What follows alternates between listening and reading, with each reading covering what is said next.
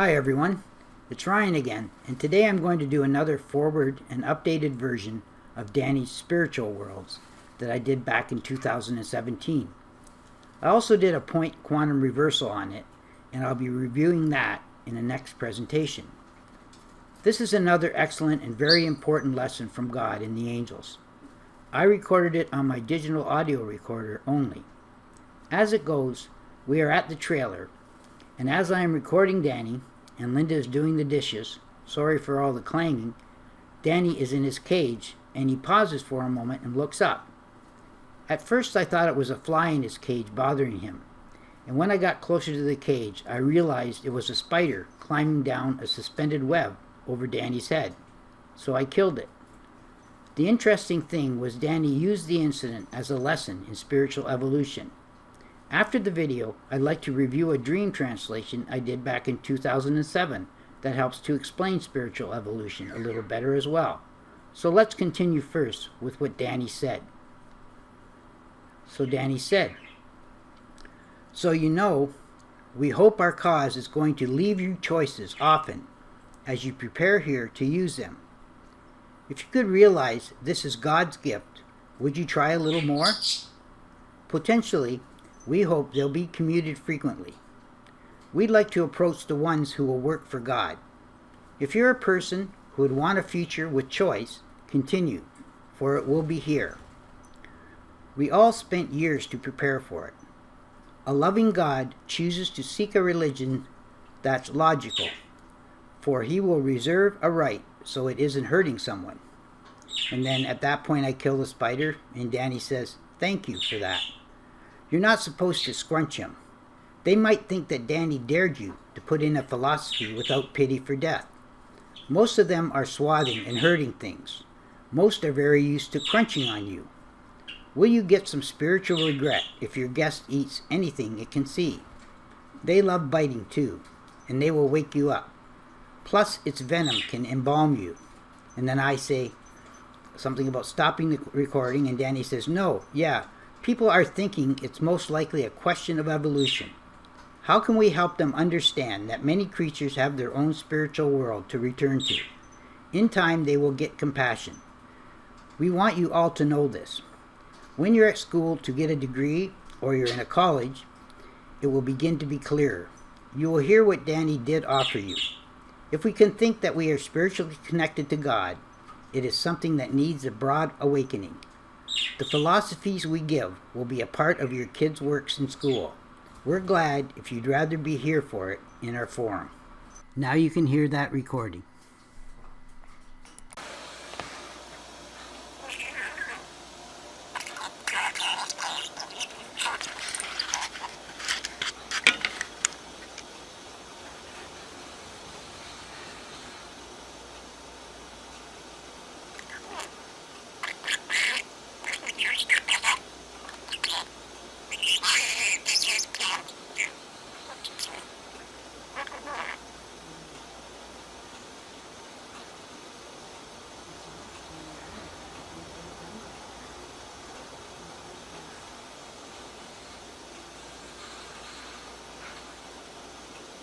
Some of the answers that you gave already in some of those videos, are they for future use when they come to the forum?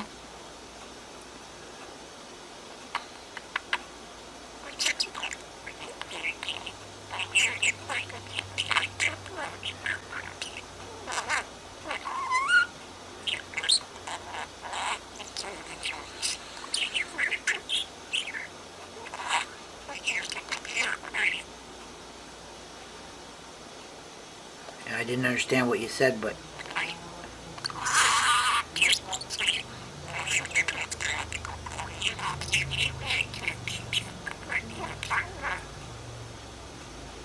see a bug lying around. It's a spider.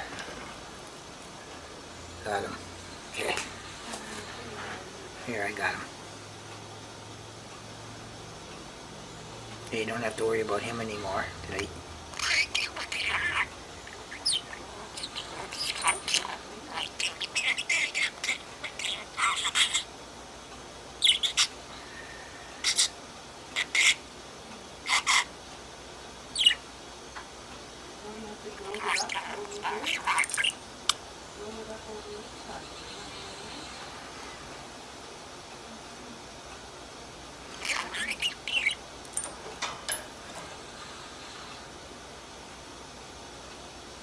That was pretty cool when you asked for your mirror yesterday. Work on the ones where you're actually something on there to get. The ones on the other side.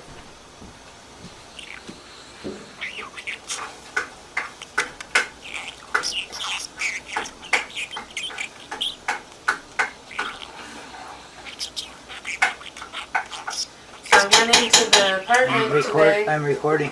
Oh. Okay, I'll stop it. Okay?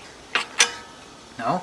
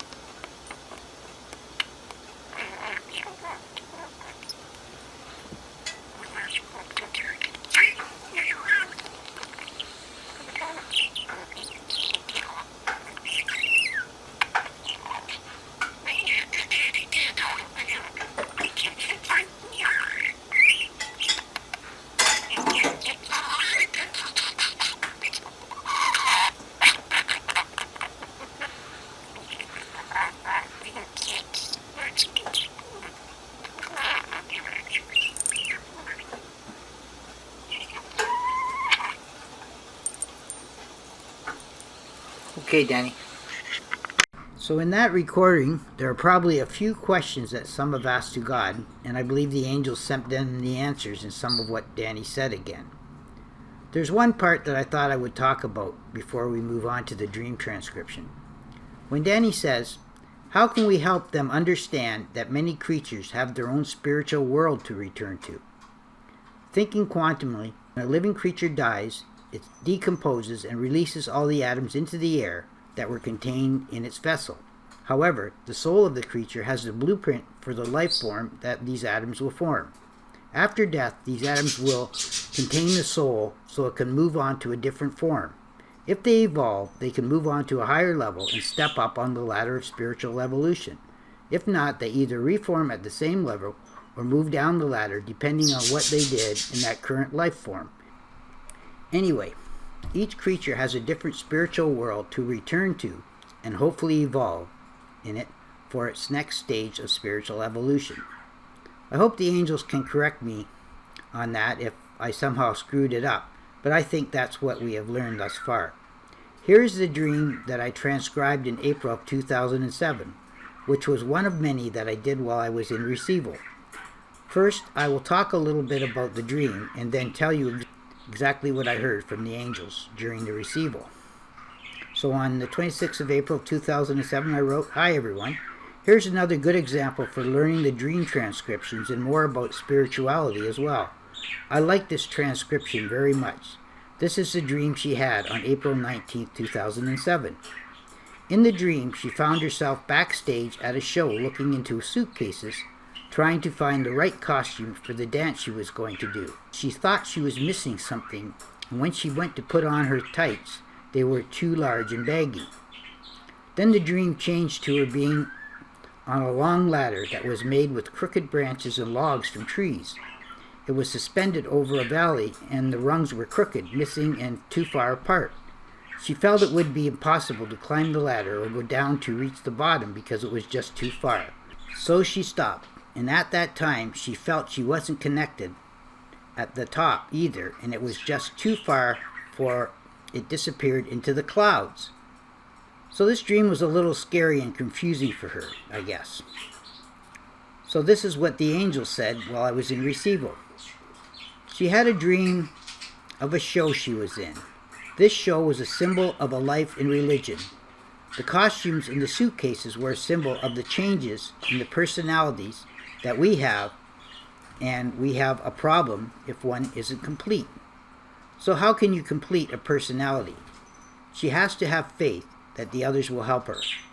Devotion is a personal mission that some of us have to learn how to evolve in. The dances are the actions we take in this religion, and each of them are different. So when we feel the personality doesn't fit, then the action can be affected here, even when we are seeking the direction of God. So how do you get these clothes to fit you properly? You have to have a change in personality, or you will need to make some changes in your life to make them fit. We always go through many changes of personality in life, and we must leave the bad ones behind forever. If we don't do this, then we will have multiple personalities. So where do we get all these personalities? Your soul has all of its personalities from the past, from each of your previous reincarnations. So they will often resurface when there is some evil drawing them, especially from the confusion of emotional evil. So when we have to find a way to prevent this, and we shall have to be aware when this starts to happen, your personality has spiritual evolution when it's changing as you are helping other people. When we go in a positive direction, we refuse to revert to an evil personality of the past. Then we are moving in the direction of God. We change our personalities with religion, and we begin to evolve in life. We must never revert back to an evil personality if we want to evolve positively. If we are experiencing emotional problems in life, then we know we are reverting to a personality that we want to leave behind. Then we will need a reversal of evil. If we have a change of personality regularly, then we are counting on previous transgressions of evil to get us through the current lifetime. When you regress in evil, you will regress in spiritual evolution.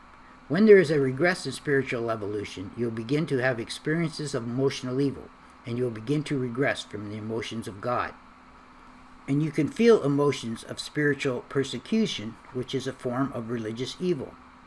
And then you will never evolve religiously in your current life. This results in personal dedication without a mission, for this devotion has to be in God. So if you have a personality that is devoted to God, you can move up on the ladder of spirituality. When you devote yourself to religion, then you are getting closer to heaven. So this is the second part of the vision of the suspended ladder. We will reverse in reasoning here. This valley is not really a valley, but a hill of religion, and the ladder is touching the top of this hill. These steps are the progression of these personalities, and they should not be bent and crooked, for you need them to get to the next level. And these rungs that are missing are the corrupted personalities that exist in your soul, and you have to step over them to get onto the rung that will hold all your weight as you grow spiritually.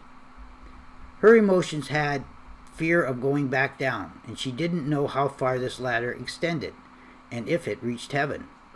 And when we feel these emotions, then we know God is trying to give you direction. He does not want you to think that you cannot make it to heaven, and you will not fall off this ladder if you have God holding up this ladder to heaven. So how does God make this ladder of spirituality? He uses the branches from the tree of life. He will never use a crooked branch for the ladder of spirituality. The crooked ones that are cut by the angels are thrown back into the evil of creation. They will use only the branches that are straight and bring them to the mountain of religion.